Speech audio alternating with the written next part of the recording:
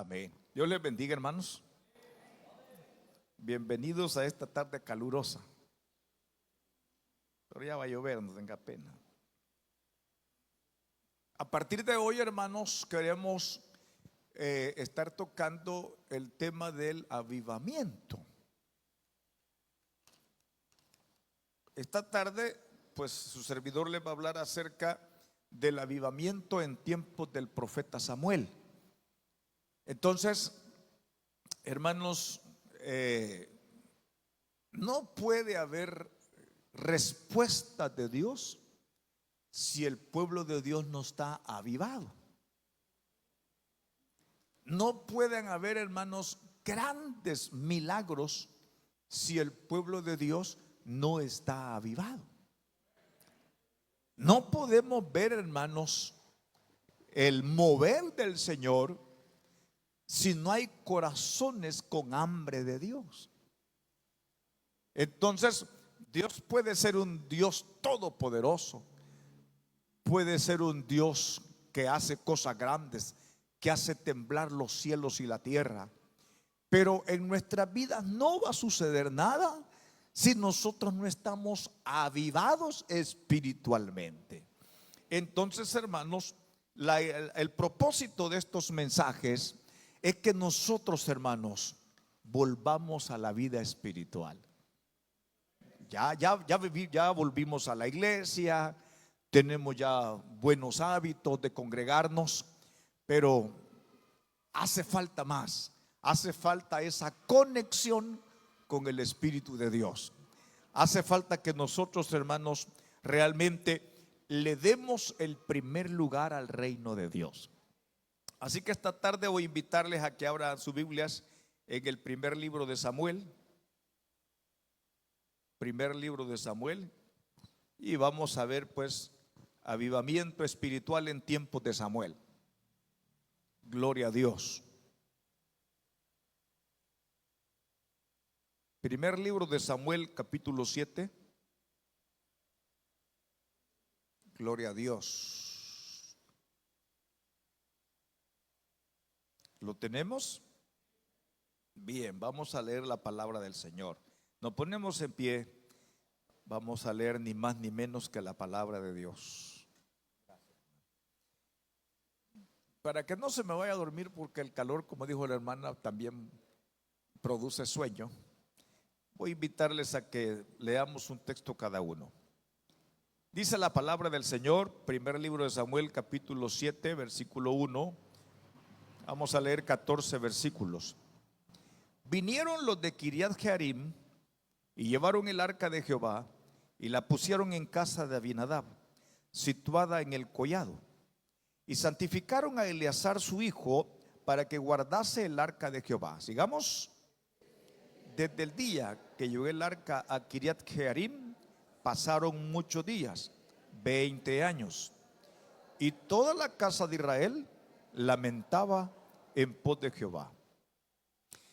Habló Samuel a toda la casa de Israel diciendo: si de todo vuestro corazón os volvéis a Jehová, quitad los dioses ajenos y a Astarot de entre vosotros, y preparad vuestro corazón a Jehová, y solo a él servid, y os librará de la mano de los filisteos. Sigamos.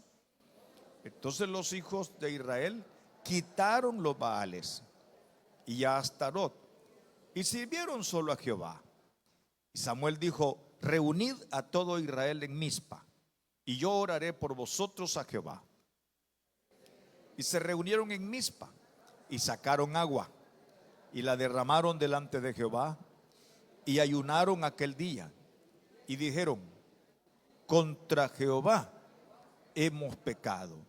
Y juzgó Samuel a los hijos de Israel en Mizpa. Cuando oyeron los filisteos que los hijos de Israel estaban reunidos en Mizpa, subieron los principales de los filisteos contra Israel. Y al oír esto, los hijos de Israel tuvieron temor de los filisteos. Entonces dijeron los hijos de Israel a Samuel: no cese de clamar por nosotros a Jehová nuestro Dios, para que nos guarde de la mano de los filisteos. Y Samuel tomó un cordero de leche y lo sacrificó entero en holocausto a Jehová. Y clamó Samuel a Jehová por Israel, y Jehová le oyó. Y aconteció que mientras Samuel sacrificaba el holocausto, los filisteos llegaron para pelear con los hijos de Israel. Mas Jehová tronó aquel día con gran estruendo sobre los filisteos y los atemorizó, y fueron vencidos delante de Israel. Y saliendo los hijos de Israel de Mizpa, siguieron a los filisteos, hiriéndolos hasta abajo de Bet-car. Tomó luego Samuel una piedra y la puso entre Mizpa y Sen, y le puso por nombre Ebenezer, diciendo: hasta aquí nos ayudó Jehová. Así fueron sometidos los filisteos y no volvieron más a entrar en el territorio de Israel. Y la mano de Jehová estuvo contra los filisteos todos los días de Samuel. Y fueron restituidas a los hijos de Israel las ciudades que los filisteos habían tomado a los israelitas, desde Crón hasta Gat. E Israel libró su territorio de los filisteos, y hubo paz entre Israel y el amorreo. Padre celestial, en el nombre de Jesús, esta tarde nos hemos reunido para adorarte, pero también, Señor, para meditar en tu palabra. Que esta palabra que hemos leído, Señor, que vamos a meditar, traiga bendición a nuestra vida, y el nombre de Cristo sea glorificado. Gracias, Señor. Amén y amén. Bien, hermanos, los creyentes, hermanos, nosotros que un día aceptamos a Cristo Jesús, debemos entender que a nuestro favor tenemos un gran Dios. Ese Dios es tan capaz, hermano, que nos puede guardar de cualquier situación. Puede, hermanos, sanar nuestros cuerpos. Puede hacer que nuestra familia venga a los pies de Jesús. O sea, el Dios eterno, creador de los cielos y la tierra, hermano, por el hecho que un día nosotros dijimos: yo recibo a Jesucristo, eso nos hizo hijos de Él. Y como hijos, entonces, hermano, Dios provee todo a sus hijos. Ahora bien, se sobreentiende que a partir de que nosotros buscamos el rostro de Dios, nuestra comunión con Dios tiene que ser diaria, a través de la oración. Debemos tener temor de Dios, de tal manera, cuando hablamos de temor, no lo refiramos al miedo, sino respeto a Dios, amor a Dios, de tal manera que nosotros comenzamos, hermanos, a conformar nuestra conducta. Por ejemplo, si antes, cuando no veníamos a la iglesia, nosotros teníamos la costumbre de que íbamos a las fiestas, quizás algunos tomaban alcohol, fumaban, se dedicaban al juego, se dedicaban al adulterio, la fornicación. Pero cuando ya comienza una relación con Dios, nosotros nos apartamos de todo eso. ¿Por qué? Porque a Dios no le agrada. Uno, y dos, porque nosotros somos nueva criatura. De hecho, Pablo en 2 Corintios dice: de modo que si alguno está en Cristo, nueva criatura es. Su vida vieja, las cosas viejas pasaron, y he aquí, todas son hechas nuevas. Cuando hay un cambio así, los primeros que se dan cuenta que algo ha pasado en su vida es su familia. ¿Sí o no? No sé cuántos me dan fe que cuando usted aceptó a Cristo, solo usted era cristiano en la familia, y los demás no. Pero comenzaron a ver que su conducta era diferente. El lugar donde usted trabajaba también notaron que usted había cambiado. Y aquellas conversaciones cargadas de malas palabras, obscenas y oeces, ya no las oyeron. ¿Y qué se sabe? Que en el trabajo hasta fama tenía usted. Allá va a venir fulano, ese no dice una palabra buena. Y hasta broma lo hacían. Y de repente usted aparece que ya no le sale ni una palabra. Ese cambio, esa transformación la hace Cristo cuando lo recibimos como nuestro Señor y Salvador. Ahora bien, el propósito del Evangelio es que usted mantenga ese paso que comenzó cuando Dios lo cambió a usted. Pero hermanos, tristemente, como la lectura que tuvimos, el pueblo de Dios antes de Cristo, antes que Cristo viniera, el pueblo de Dios eran los israelitas. Dios los sacó, descendientes de Abraham, hijos de Israel, Dios los sacó de Egipto. Y en el desierto Dios les dio leyes y les dijo: vaya, yo quiero ser el Dios de ustedes y ustedes van a ser mi pueblo. Y aquí están los mandamientos, cómo nos vamos a llevar. Claro, hermano, los israelitas habían sido esclavos en Egipto cerca de 430 años. Quiere decir que ellos habían perdido los derechos.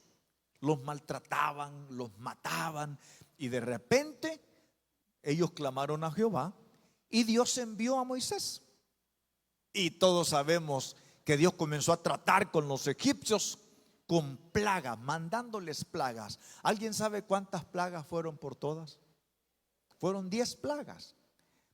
Lo tremendo era que las plagas golpeaban a los egipcios. Y como en el mismo terreno estaban los israelitas, a ellos no les pasaba nada. ¿Cuál fue la última, hermano? Fue la muerte de los primogénitos. Como Faraón se había endurecido, entonces Dios iba apretando. Y resulta, hermanos, de que todos aquellos animales donde Dios golpeó a Egipto eran los dioses de Egipto. El Nilo era un dios, Faraón era un dios. Entonces Dios comenzó a golpear los dioses en los que creían.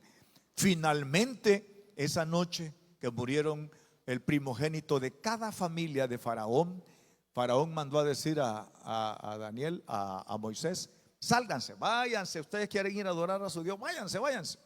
Y salieron con mano fuerte. Entonces, hermano, ¿cuál fue el siguiente obstáculo que Israel tuvo el día que ellos salieron? Ellos salieron, pero de repente se toparon con un gran problema. Tenían que cruzar el Mar Rojo. Y cuando ellos llegaron a la orilla, le estoy poniendo el contexto cómo fue que ellos comenzaron a ser pueblo de Dios.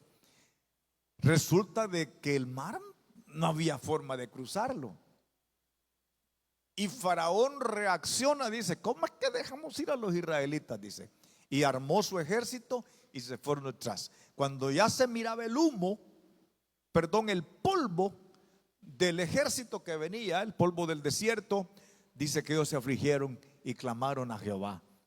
Entonces Dios le dijo a Moisés que levantara la vara.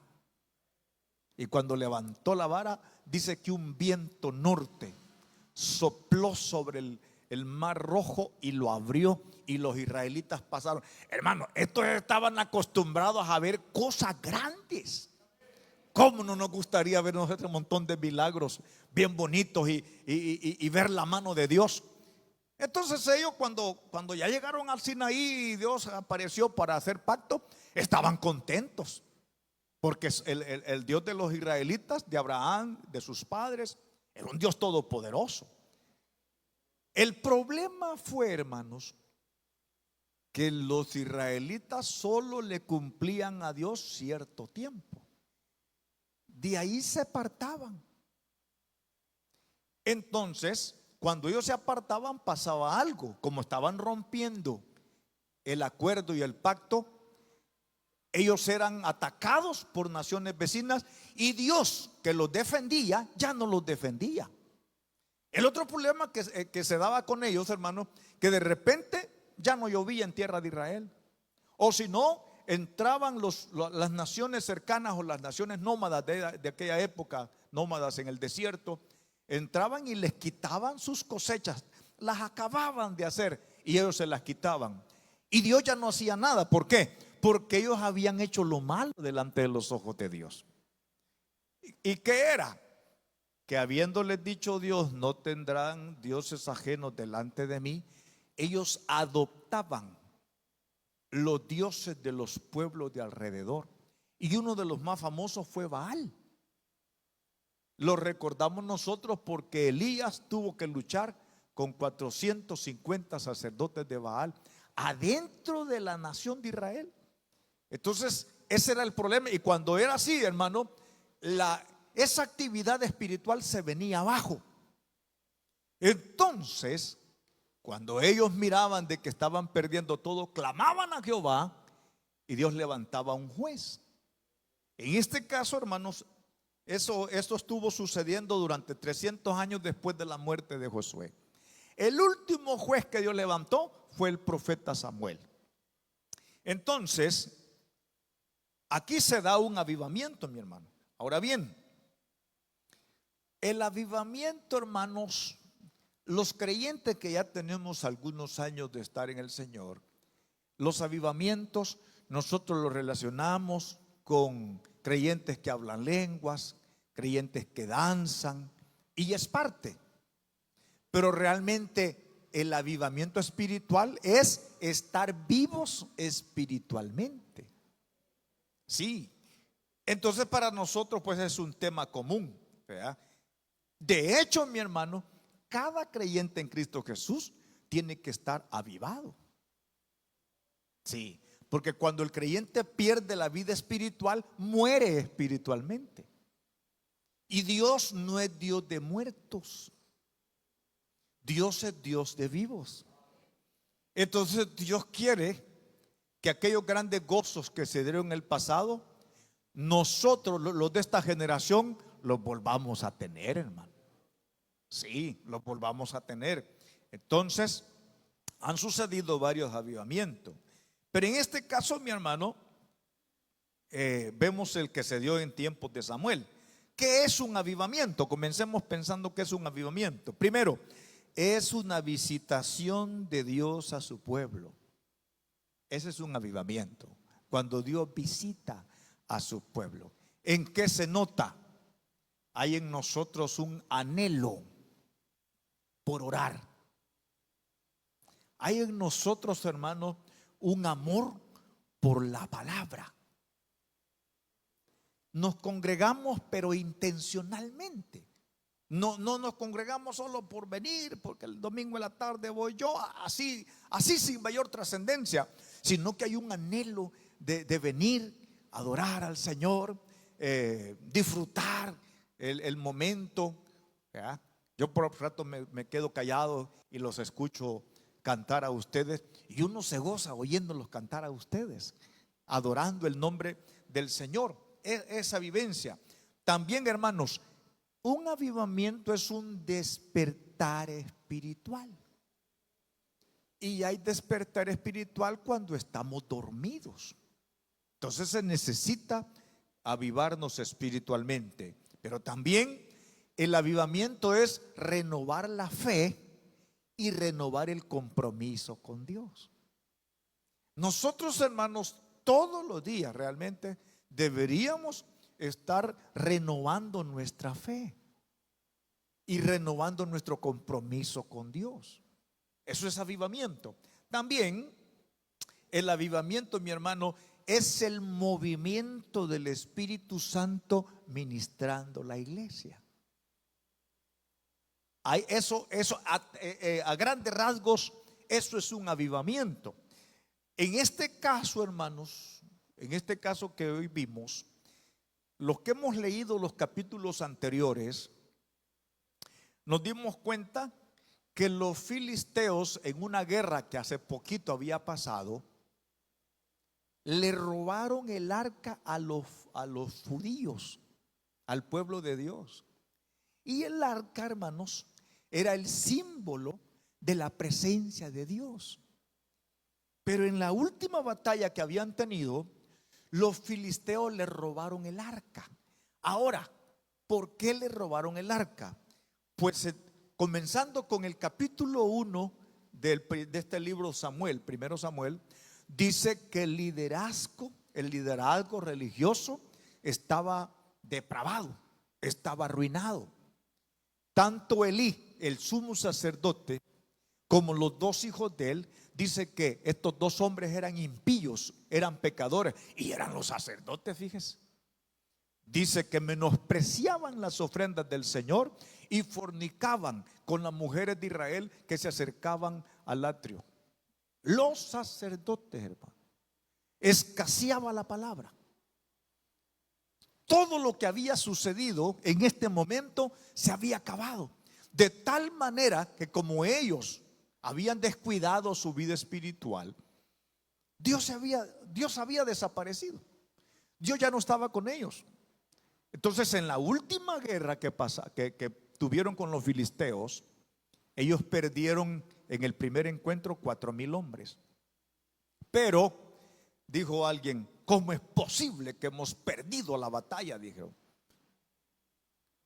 Y alguien dijo: traigamos el arca al campo de batalla. Hermano, de acuerdo a la ley entre Éxodo, Levítico, el arca no debía de salir del tabernáculo. El lugar del arca era el tabernáculo. El arca solo salía cuando Israel tenía que trasladarse en el desierto a otro lado. Pero ellos ya llevaban 300 años establecidos en la tierra prometida. Pero ellos tomaron decisiones equivocadas porque ya no respetaban a Dios. Y quiero decirle algo: no quiere decir, hermano, que los israelitas en esta época no iban al tabernáculo a ofrecer sacrificios. ¿Cómo no? Si todos lo hacían igual. Quemaban incienso, respetaban las fiestas, pero lo hacían todo por tradición, por costumbre. De tal manera que adoraban a Dios, pero también tenían varios dioses. Entonces ellos repartían su corazón entre Jehová de los ejércitos y los otros dioses. Le pregunto, ¿y hoy será igual?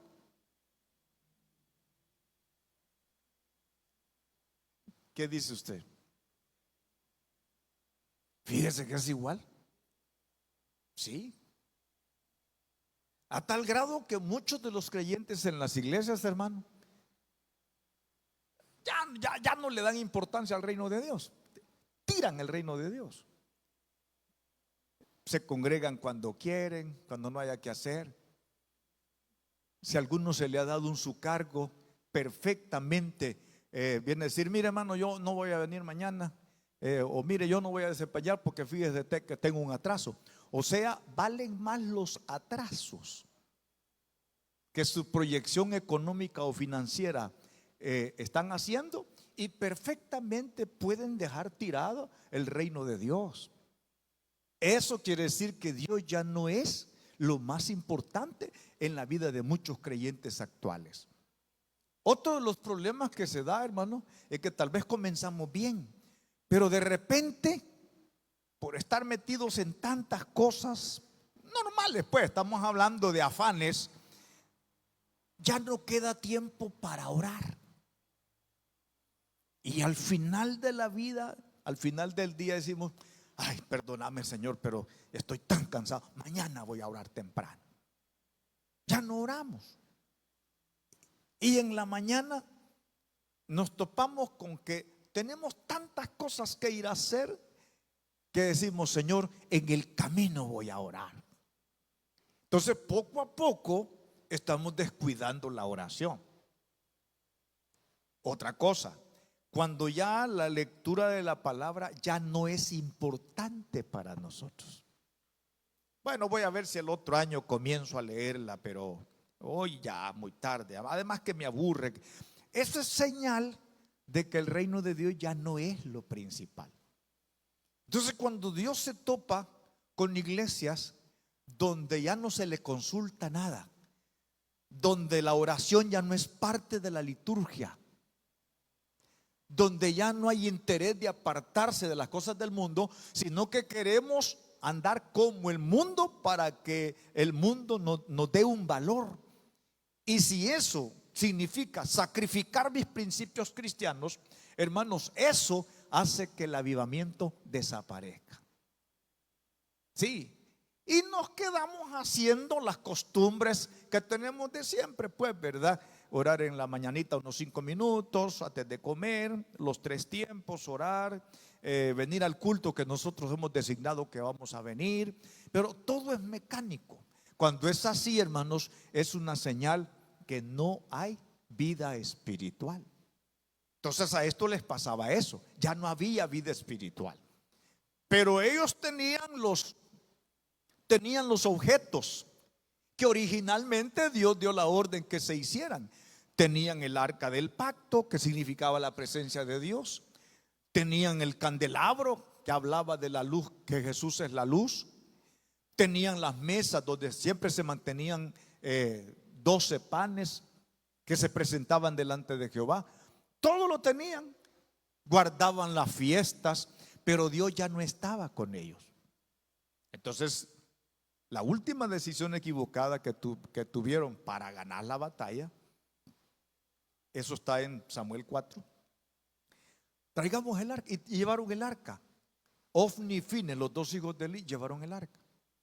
Mira, hermano, cuando los israelitas, el ejército, vio que el arca llegó al campo de batalla, han hecho un culto tan bullicioso que dice que la tierra tembló cuando ellos estaban cantando porque el arca había llegado. Estaban felices y creyeron que el objeto que había llegado les iba a dar la batalla. Dice que hicieron un culto tan fuerte que los filisteos oyeron. Bueno, y ese gran ruido con los hebreos, dijeron.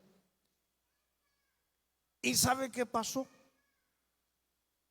Los israelitas, comenzando por los líderes religiosos, ya no respetaban a Dios, ni lo temían. Todo lo hacían religiosamente, pero no de verdad. Mejor los enemigos, los filisteos. Dice que cuando oyeron que el arca había llegado, comenzaron a temblar y a tener miedo. Ay de nosotros, dijeron los filisteos, porque nunca había sucedido que los dioses de los hebreos llegaran al campo de batalla. ¿Y sabe qué dijeron? Estos dioses fueron los que abrieron el mar rojo. Estos dioses fueron los que destruyeron a Egipto. Los filisteos sabían todo lo que Dios había hecho. Dios era famoso en esos días, hermano. Hoy Aguachapán, mucha gente no sabe que existe una iglesia que se llama Damasco. Solo lo sabemos nosotros. ¿Por qué? Porque nosotros decidimos guardarnos el evangelio para nosotros.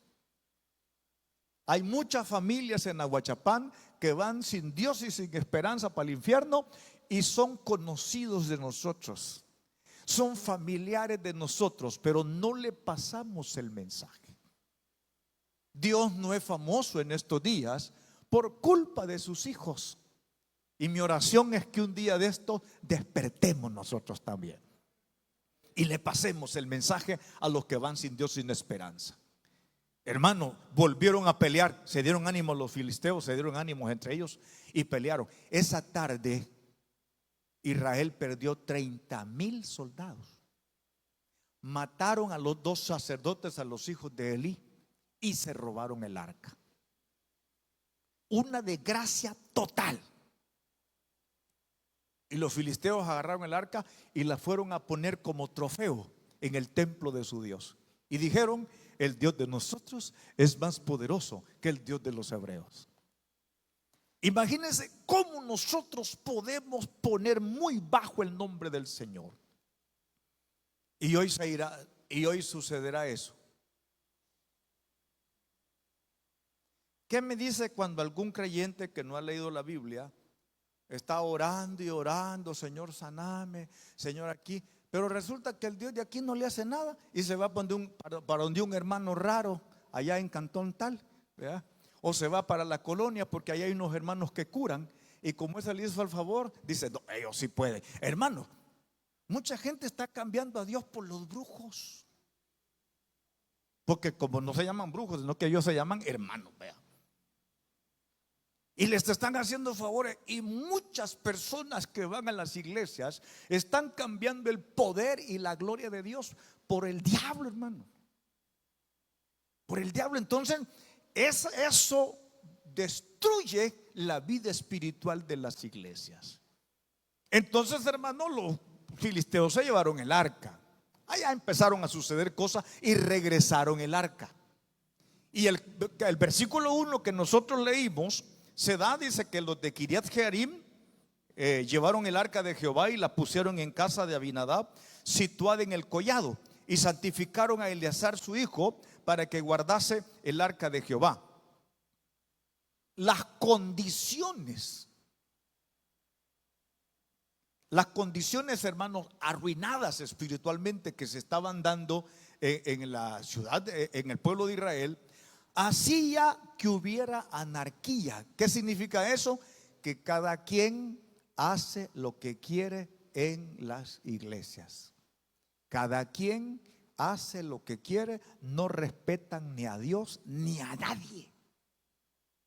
Y cuando se quiere hablar un poquito fuerte, entonces, hermanos, la parte humana sale y comenzamos a murmurar de todo el mundo. Esto es un síntoma que nuestra vida espiritual no está bien.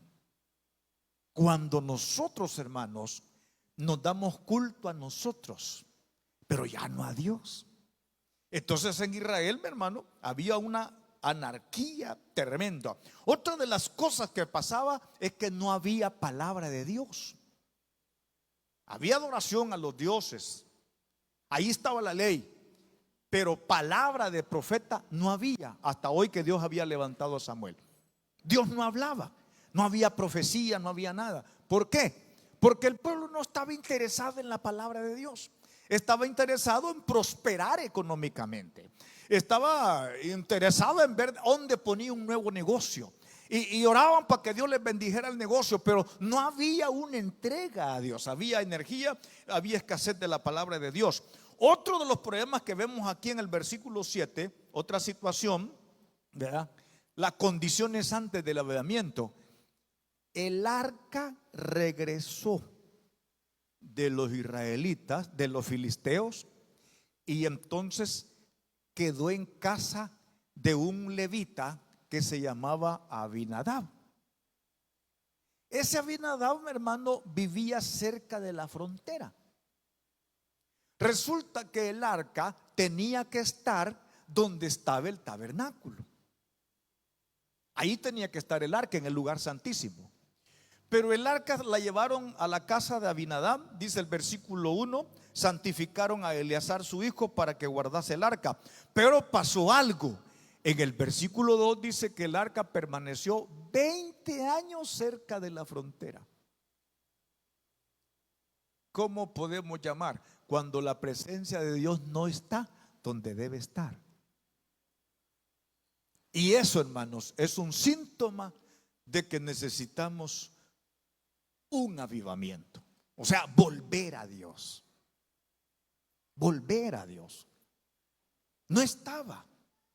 Y yo le puedo asegurar que en algunos creyentes sí, la presencia de Dios está donde debe estar, pero en otros no. La presencia de Dios no está donde debe estar.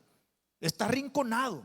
Dios ocupa el tercer, cuarto, quinto lugar en la vida de algunos. Y entonces Dios solamente es para esas ceremonias, para esas liturgias, pero no significa lo primero. Y Jesús dejó algo claro. Dice: mas buscad primeramente el reino de Dios y su justicia, y todas las demás cosas, dice el Señor, vendrán por añadidura. O sea, todas aquellas necesidades que nosotros le planteamos al Señor, nuestra salud, nuestro vestido, nuestra comida, la educación, la guianza, todo eso viene, pero son añadiduras. Así lo ve el Señor. Primero es el reino de Dios. Entonces, hermano, aquí las cuestiones estaban bien feas.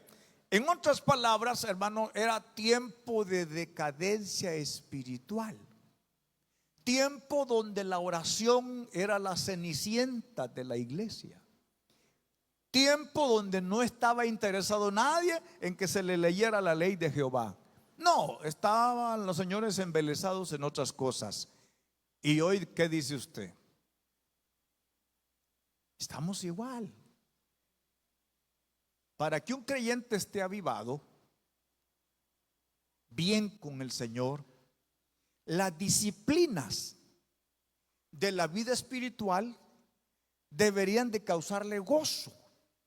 Las disciplinas espirituales es una vida de oración, o las oraciones colectivas, que cuando digamos nosotros, hermanos, el próximo viernes vamos a orar por el aniversario. Amén. Entonces, como yo tengo vida espiritual y estoy en la comunión con Dios, yo me vengo a orar, Señor, queremos tener un aniversario bendecido. O que decimos, hermanos, los domingos a las 10 de la mañana, 10:30 de la mañana, los domingos tenemos ayuno, siempre hay un diácono que dirige, una diaconisa que canta y unos hermanos de las directivas. Los invitamos todos, hermanos, vamos a clamar al Señor para que haya gozo en nuestro aniversario. Pero el problema es, hermano, que el domingo a las 10:30, todos los domingos, tenemos por ahí unos 20 hermanos, unos 10 hermanos. Entonces, la radiografía dice que la oración no es muy famosa, no es muy apetecida. Pero fíjese que es bien tremendo, porque cuando hacemos actividad y hay comida de por medio, llenamos el templo. Fíjate. Increíble. En las reuniones de los grupos de crecimiento tal vez son 15, pero llegan unos 5 o 6. Pero el día que dicen los hermanos líderes, hermanos, el próximo domingo vamos a tener un culto de acción de gracia, van a haber panes rellenos. No, hombre, no llegan 15, hermano. Llegan 20, ni caben en la casa. Entonces, hermano, nos están moviendo otras cosas y no el reino de Dios. Entonces, eso quiere decir que no hay avivamiento en nosotros. Imagínense que yo les digo, hermanos, el próximo viernes vamos a tener un clamor. A ver, a las 7 los espero. No sé cuántos van a venir, ¿verdad? Pero ¿qué sucediera si yo les digo, hermanos, el próximo viernes a las 7? Quiero decirles de que el gobierno de Bukele nos ha favorecido. Me pidió el nombre de todos. Y para el próximo viernes a las 7, hermanos, hay un cheque de $200 para cada uno. ¿Qué hiciera usted? Yo me vengo desde el mediodía. Sí, mire, cuando el presidente repartió los 300, pleito habían en los cajeros y tantas cuestiones, porque nosotros no nos movemos por lo material. Esa es la cuestión. Entonces, eso es lo que pasaba aquí. Había una decadencia espiritual. La decadencia espiritual es que las verdaderas disciplinas que identifican la vida cristiana no mucho nos gustan. Y resulta que esas son las que nos van a preparar para que cuando suene la trompeta nos vayamos con el Señor. Es la oración, es la vida entregada a Dios. Es el anhelo de servirle. Pero hermano, eso solo sucede cuando hay un avivamiento. La vida está avivada de tal manera que orar, leer la palabra no es cansado. No siente el golpe uno, no siente el rechazo a esas disciplinas. ¿Por qué? Porque Dios está en el corazón de uno. Sí, hay una disposición para buscar al Señor.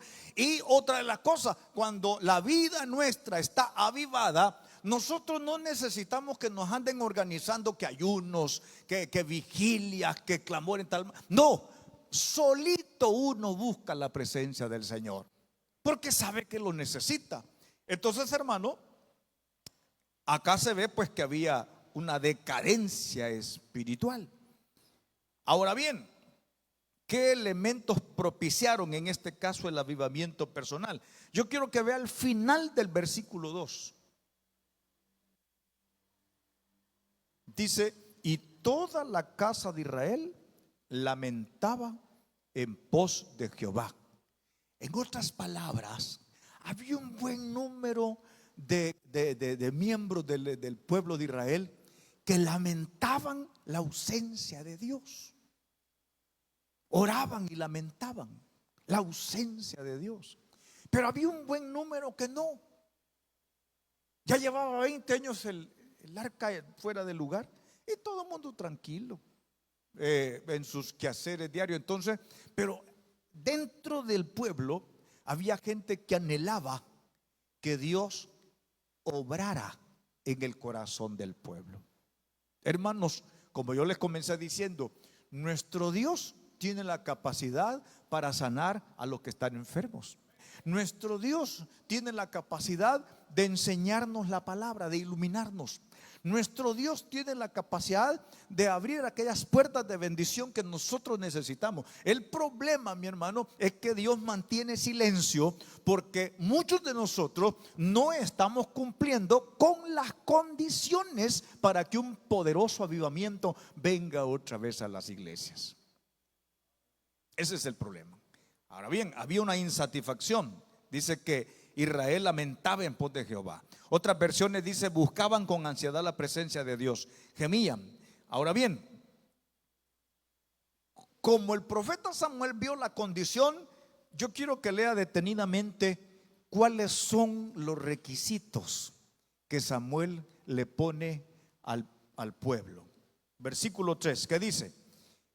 Habló Samuel a toda la casa de Israel diciendo, oiga bien, número 1, si de todo vuestro corazón os volvéis a Jehová. Aquí están las condiciones para que Dios vuelva a nuestra vida, a nuestro hogar y a nuestra congregación. Si de todo vuestro corazón os volvéis a Jehová. O sea, cuando cambiamos la conducta, cuando cambiamos la actitud, cuando cambiamos la intención de ver el evangelio con indiferencia a interesarnos por las cosas de Dios. Dice él, si de todo corazón, de todo vuestro corazón os volvéis a Jehová, si queremos el favor de Dios, le dice Samuel, si no quieren volver a perder el arca, si no quieren volver a perder la batalla, ustedes tienen que volver a Dios de todo corazón. Hermanos, ese es el primer paso para que mi vida se avive delante de Dios. Volverme de corazón, o sea, que todo lo que yo haga en mi vida y en la congregación, que salga del corazón. Que no solamente sean, bueno, hoy voy a ayudar ahí, bueno, hoy sí voy a ayudar por esto. No, sino que haya un anhelo por agradar a Dios. Entonces le dice él, si de todo vuestro corazón os volvéis a Jehová. Segundo paso, quitad los dioses ajenos y a Astarot de entre vosotros. Ellos tenían la nación topada de ídolos de Baal y los adoraban. Entonces les dice Samuel, segundo, para que ustedes puedan realmente demostrar que realmente quieren que Dios les ayude, quiten los estorbos. Y los dioses eran los estorbos. Los dioses de Baal eran un cultos paganos, hermanos, depravados. Tanto el de Baal como el de Astarot. Había prostitución religiosa, unas fiestas terribles, allá había vino y tal, era una perdición pues. Y la parte humana de los israelitas le gustaba ese gelengue que se armaba y por eso habían dejado a Dios por esas cuestiones.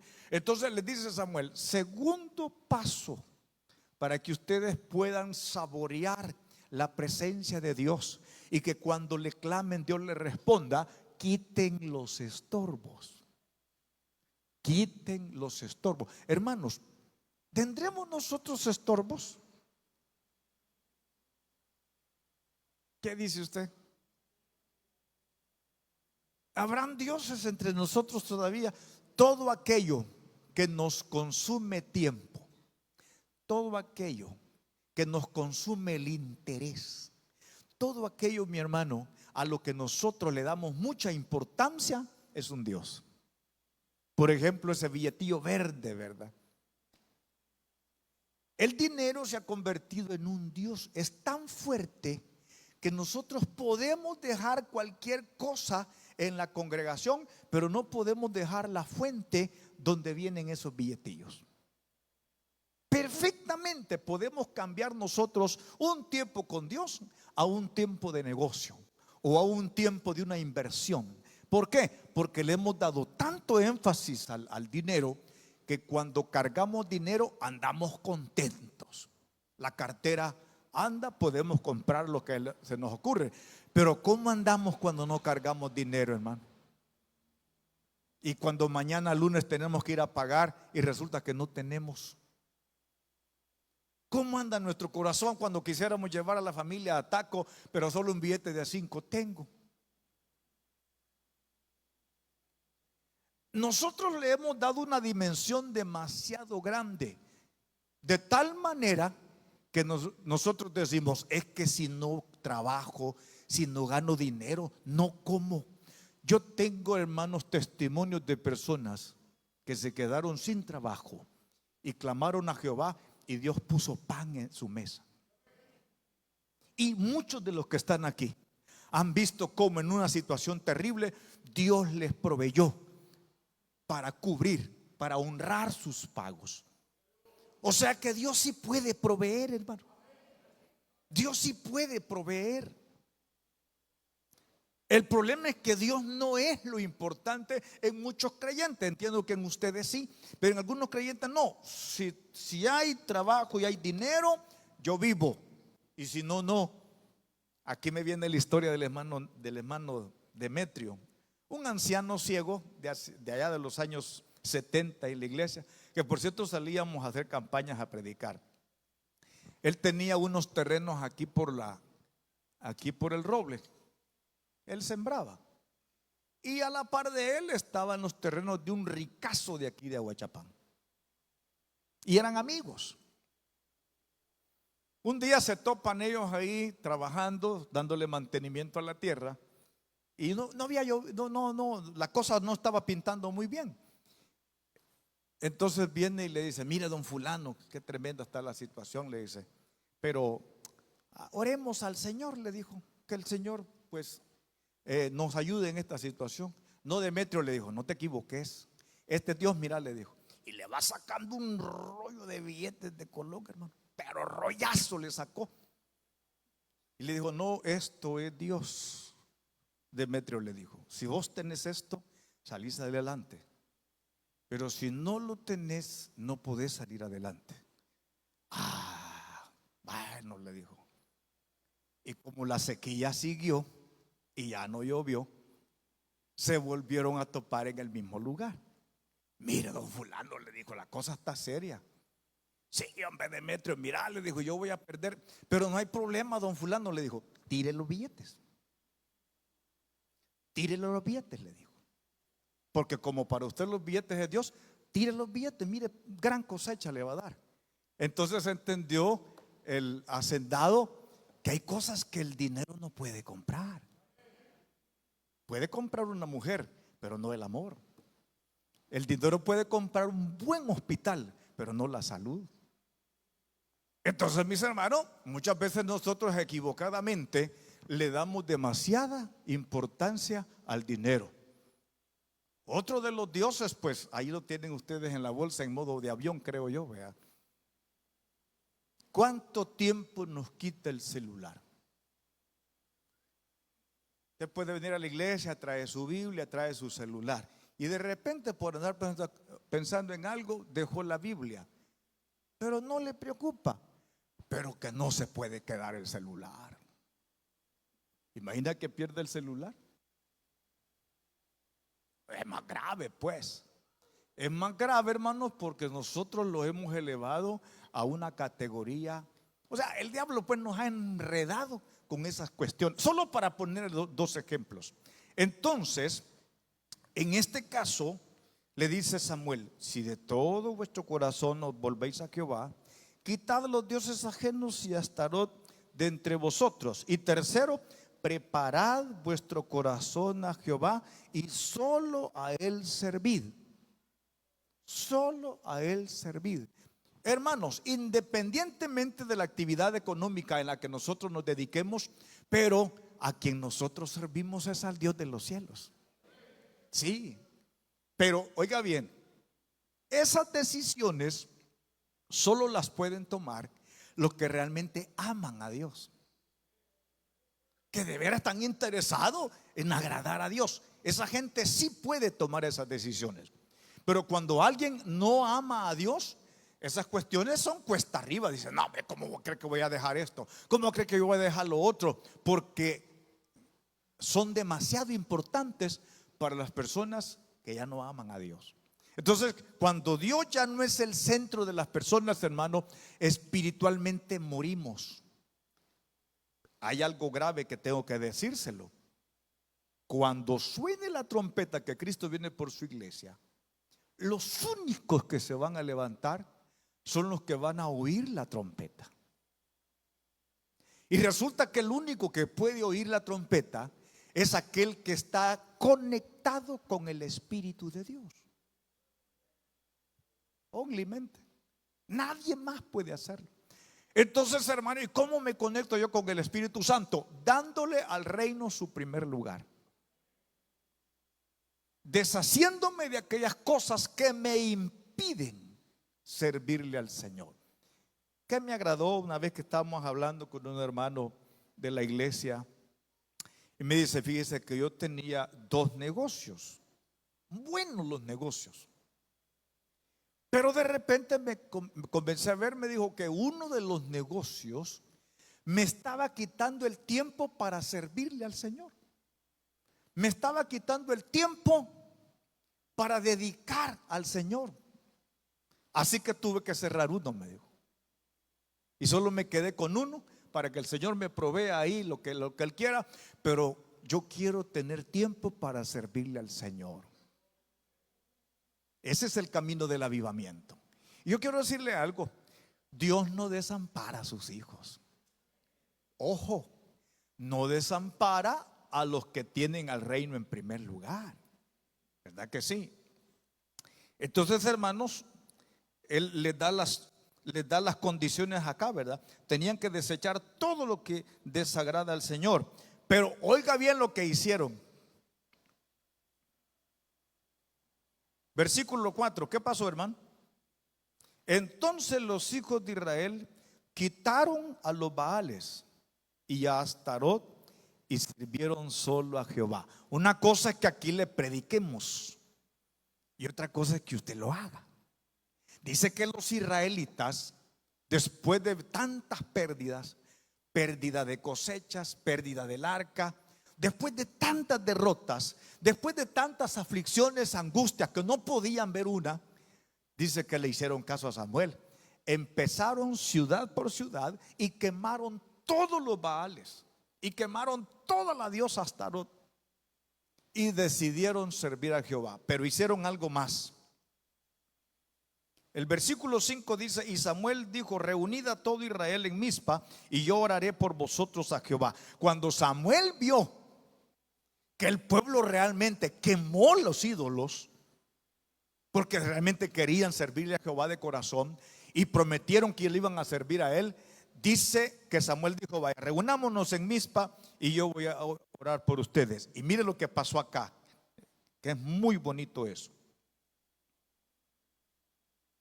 Versículo 6: y se reunieron en Mizpa y sacaron agua. Esto de sacar agua, hermanos, era parte de un momento de consagración.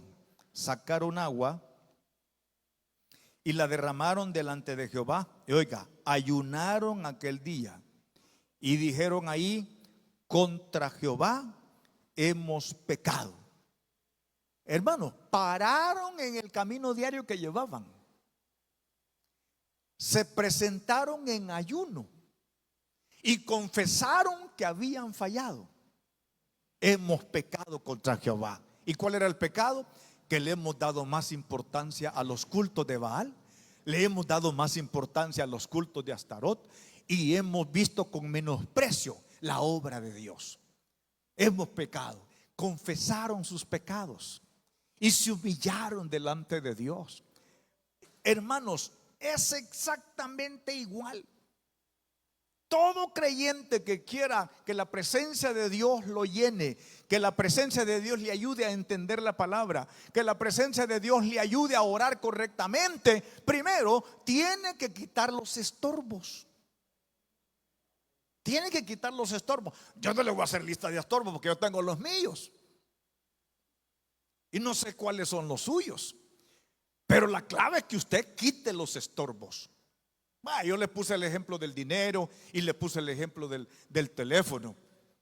Comience por el teléfono. Bueno, Señor, yo entre YouTube, estados de WhatsApp, juegos, yo estoy consumiendo, Señor, de 2 a 3 horas en el teléfono. Y cuando termino, ni ganas de orar tengo. Así que ayúdame, Señor, no quiero seguir perdiendo el tiempo y arruinándome la mente en el teléfono. Un ejemplo, vea. Si usted tiene amistades que no son cristianas y en vez de influir usted, ellos están influyendo que lo quieren sacar para un lado, son sacar para otro lado, guarde la distancia con ellos y dedíquese a Dios. Sí. Si nunca se había interesado en leer la palabra, haga voto, diga: Señor, yo creo que el conocimiento de Jehová está revelado en la Biblia, pero yo nunca me he interesado así en serio. Así que hoy quiero que me ayudes, porque quiero comenzar a estudiar la Biblia de Génesis a Apocalipsis. Y quiero ir despacito, Señor. Quiero entender. Te pido que me ayudes. ¿Qué estamos haciendo? Botando los baales. Botando los baales. Hermano, Dios tiene unas ganas tremendas de bendecir cada familia de Damasco. Bendecirlos en todo aspecto. El problema es que la gente, las familias de Damasco, muchas no tienen hambre de Dios. Y usted sabe que cuando uno no tiene hambre, no come. Aunque le pongan el mejor plato, pero si no hay hambre, uno no come. Lo mismo pasa. Hay que ver hacia dónde nos está llevando el hambre que nosotros tenemos. ¿Hambre de qué tenemos? Porque en el momento que nosotros tengamos hambre de Dios, Dios se va a encargar de satisfacer nuestras necesidades. Y eso, esa comunión, ese volver a Dios, eso de sentir su presencia, eso de orar y ver los resultados, es una vida de avivamiento. Eso es una vida de avivamiento. Que usted de repente está clamando: Señor, quiero pedirte por fulanito, está pasando momentos tremendos, te pido que le ayudes. Y de repente el fundador dice: ¿te acuerdas de aquel problema? Sí. Mira, yo no sé de dónde vino y lo resolví. Gracias, Señor. Esa es mi oración. De eso estamos hablando. De que usted se comunique con Dios, que Dios le oiga y que Dios le responda. Pero Dios no va a responder, mis amados hermanos, mientras los estorbos sigan. Dios no va a responder. Entonces hay que ver. Ellos confesaron, oraron y ayunaron. Algunos dicen: no, mira, a mí no me hable de ayuno porque yo padezco de gastritis. Yo no puedo meterme en eso de los ayunos. Además que eso fue antes, hoy ya no. Y nosotros tenemos un montón de argumentos a favor de nosotros.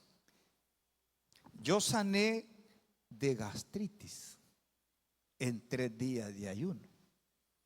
Yo trabajé durante 30 años en el Banco Agrícola. Y fíjese que yo tenía la sana costumbre que cuando me daban las vacaciones en el banco, los primeros 3 días yo se los dedicaba al Señor en ayuno. Hubo un año que por desordenado en la comida, a mí me dio gastritis fuerte, ya no podía probar nada. Y así con dolor y todo, cuando salí de mi tiempo de trabajo, le dije: Señor, yo tengo gastritis, pero yo de todos modos te voy a ofrecer 3 días de ayuno, sin comer. Sin comer. Yo me acuerdo que antes nos enseñaban que el ayuno más suave era todo el día hasta las 6 y se comía el día siguiente. Hoy no. ¿A qué horas comemos? Hoy son mañanas de oración, pues, porque a las 12 buena forrada que nos pegamos. Antes no. Y era costumbre, no solo yo, la gente de esa época, hermano, con facilidad dedicábamos 3 días al Señor y comíamos hasta el 3er día. Y Dios nos fortalecía. Dios me sanó en un ayuno de esos, de gastritis. Muchas veces nosotros no hacemos las cosas, hermano, no por cuestiones de sanidad.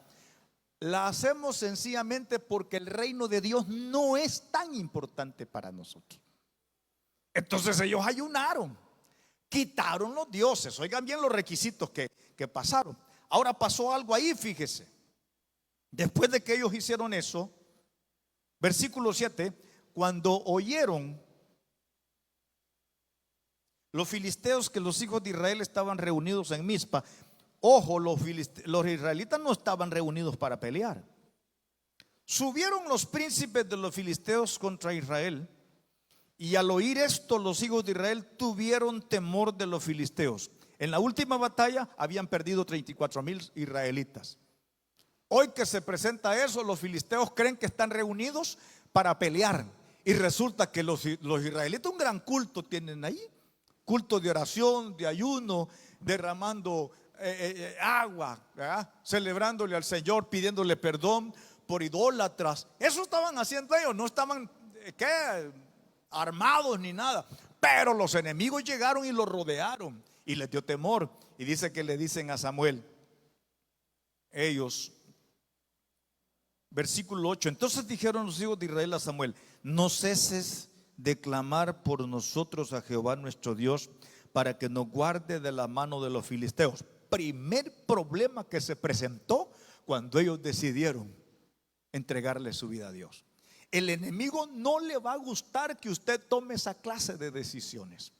El diablo le va a poner problemas hasta con su familia. ¿Vos qué estás haciendo? Ya te volviste cucaracha de la iglesia, que no salís de ahí. Cualquier cosa va a ocupar el enemigo para tratar de detenerlo. No se detenga. Si usted quiere ver la gloria de Dios en su vida, no se detenga. Dice la palabra de Dios que los enemigos lo rodearon y ellos le dijeron, Samuel, nosotros nos acabamos de reconciliar, orá por nosotros, no dejes de orar. Y Samuel, fíjese que no dejó de orar. ¿Qué hizo Samuel? Tomó un cordero de leche y lo sacrificó entero en holocausto a Jehová. ¿Qué significa eso? En todas las ofrendas y en todos los sacrificios que los israelitas hacían, el holocausto tenía era la ofrenda donde se quemaba todo el animal y significaba consagración total. Así que Samuel viene, agarra un corderito y lo ofrece en holocausto diciendo, Señor, este día Israel se ha consagrado totalmente a ti. Te ruego, oh Dios, que ayudes. Te ruego que ayudes. Y oiga bien eso, versículo 10. Y aconteció que mientras Samuel sacrificaba el holocausto, los filisteos llegaron a pelear con los israelitas. ¿Qué dice lo demás, hermano? Mas Jehová tronó aquel día con gran estruendo sobre los filisteos y los atemorizó. Y fueron vencidos delante de Israel, primer vez otra vez. Y saliendo los hijos de Israel de Mizpa, siguieron a los filisteos, hiriéndolos hasta abajo de Bet-car. ¿Qué pasó cuando ellos quemaron a Baal? ¿Qué pasó cuando ellos quemaron a Astarot? ¿Qué pasó cuando ellos se presentaron en ayuno y oración? Jehová respondió. Iglesia, Jehová responde cuando los requisitos de acercarse a Él se cumplen. Yo no puedo vivir el evangelio según mi real y santa gana. Yo tengo que, hermanos, que someterme a la palabra del Señor, y así como dice la Biblia, así tengo que hacerlo. Dice que en ese momento, como ellos estaban en consagración, tronó Jehová, y fue tan fuerte el tronido que los enemigos tuvieron miedo. Entonces los israelitas agarraron valor y derrotaron a los enemigos. Entonces, hermano, quiere vencer al que lo está venciendo, conságrese a Jehová. Y Dios va a comenzar con un poderoso avivamiento en su vida. Y es probable que usted esté rodeado de familiares, amigos o personas que se burlan del evangelio. Pero cuando usted comience a consagrarse al Señor, Dios le va a dar tanta gracia, Dios le va a dar tanta presencia de Él, que la misma gente que se burla de usted va a comenzar a ver algo especial en su vida. Y al final le va a decir, mira, ¿a dónde estás yendo? Yo quiero ir con vos. O cuando usted le diga, mira fulano, ¿cuándo me vas a acompañar a la iglesia? Por el cambio que están viendo en usted, por el avivamiento que están viendo en usted, le va a decir: no, hombre, yo te voy a acompañar un día. Hasta los más rebeldes, hermanos, podemos verlos sentados aquí oyendo la palabra del Señor. Pero antes de ver ese montón de gente aquí que no es de la iglesia, Dios primero tiene que hacer algo con nosotros. Mire cuántas sillas solas. Aquí deberían estar sus familiares. Aquí deberían estar aquellos amigos suyos muy cherados de ustedes que salen a comer pupusas. Aquí tenían que estar oyendo la palabra de Dios porque usted los trajo. No sé a cuántos de ustedes les han dicho: no, yo quisiera llevar a fulano, pero me da pena, me da vergüenza. Bueno, ahí puede ver usted cuál fue el procedimiento que hizo Samuel para que Israel cortara con aquellas cosas que le habían alejado de Dios. ¿Qué pasó además de la victoria? Terminamos con esto. Tomó luego Samuel, versículo 12, una piedra y la puso entre Mizpa y Sen, y le puso por nombre Ebenezer, diciendo: hasta aquí nos ayudó Jehová. En otras palabras, iglesia del Señor, cuando se cumplen los requisitos, Dios vuelve. Dios vuelve. Y yo estoy orando que Dios vuelva a Damasco. Que veamos, hermanos, chorro de almas aceptando a Cristo. Que cuando ustedes digan: hermanos, fíjese que yo estoy padeciendo, que entre todos oremos y usted reciba su sanidad. Que cuando le digan que los exámenes están positivos, que podamos orar y que Dios haga la obra, y que esos exámenes el médico los declare negativos. Hermano, eso se puede, pero hay que pagar el precio. Y eso de que vuelva Dios a la iglesia, eso de que Dios vuelva a su familia, eso que Dios comience a hacer cosas extraordinarias en usted, se llama avivamiento. Si no están pasando, es porque usted no está avivado y necesita hacer escasos. Pero no solo eso, mire otro beneficio que pasó. Así fueron sometidos los filisteos y no volvieron más a entrar al territorio de Israel. Y la mano de Jehová estuvo contra los filisteos todos los días de Samuel. Y fueron restituidas a los hijos de Israel las ciudades que los filisteos habían tomado a los israelitas desde Cron hasta Gat. E Israel libró su territorio. No solo les dio victoria, recuperaron materialmente lo que el enemigo les había quitado. Usted no tiene idea de cuántas cosas quiere hacer Dios con usted y su familia, pero hay que entrar al proceso. Y Dios va a recuperar aquellas cosas que usted por descuidado o descuidada perdió. Dios se las va a recuperar. Mira, aquí los israelitas dependieron de Dios. Dios sobró evidentemente a favor de ellos. Los enemigos fueron derrotados, recuperaron lo perdido, pero sobre todo Dios recibió la honra. Iglesia del Señor, ya es tiempo que hagamos famoso a Dios. Ya es tiempo que hagamos famoso a Dios. Que Aguachapán comience a oír que en esta congregación están pasando cosas bonitas, están pasando cosas grandes. Entonces tenemos que despertar del sueño en el que hemos caído. Y tenemos que pedirle a Dios que nos avive, porque muchos de nosotros, hermanos, venimos en cuerpo, pero espiritualmente ya estamos muertos. Ya no sentimos nada. Ya nos tienen que empujar, ya nos tienen que convencer para orar, ya nos tienen que convencer para leer la palabra. Eso quiere decir que ya no hay vida espiritual. Y lo más tremendo es que se está engañando, porque cuando yo pregunto: ¿cuántos se van al cielo?, es el grito más grande: amén. Pero está muerto. Espiritualmente está muerto. Si las cosas que identifican el reino a usted le da cólera, a usted se siente como dañado porque le piden eso, entonces quiere decir que su vida espiritual no existe. Es una simple religiosidad, pero no todo está perdido. Si hoy está respirando, usted puede quemar los baales y puede quemar los estorbos, presentarse otra vez a Dios en ayuno y oración y decirle: Señor, no quiero seguir muerto. Voy a pedirle que nos pongamos en pie. No le voy a decir: esta semana lo hace, hagámoslo ya.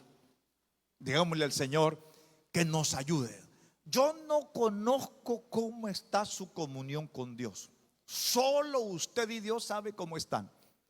Pero Dios está capacitándonos para que otra vez seamos un pueblo vivo que alaba el nombre del Señor y que nada es más importante para nosotros que el reino de Dios. Padre Celestial, si este mensaje habló a su corazón, quiero dirigirlo en una oración para que usted reciba a Jesucristo como su Señor y Salvador. Padre Celestial, en el poderoso nombre de Jesús, vengo ante ti para entregarte toda mi vida. Quiero pedirte, Señor, que perdones mis pecados. Yo te he fallado, pero en este momento te entrego, Señor, todo mi ser. Confieso que Jesús es el Señor y creo firmemente en mi corazón que Dios resucitó a Cristo de los muertos. Padre, perdóname. Pido que la sangre de Jesús me limpie de todo pecado. Fortaléceme para poder caminar en el Evangelio. Lo pido en el nombre de Jesús. Si usted hizo esa oración, entonces usted ha recibido a Jesucristo como su Señor y Salvador. Le invitamos a que se congregue en una iglesia de sana doctrina. Pero si usted decide visitarnos, le voy a dar nuestros horarios. El domingo nosotros nos reunimos a las 8:30 en la mañana y a las 3 de la tarde. El martes a las 6:30, el jueves a las 3 de la tarde y a las 7 de la noche. El sábado a las 6:30. Le decimos desde ya, bienvenidos. Que Dios le bendiga.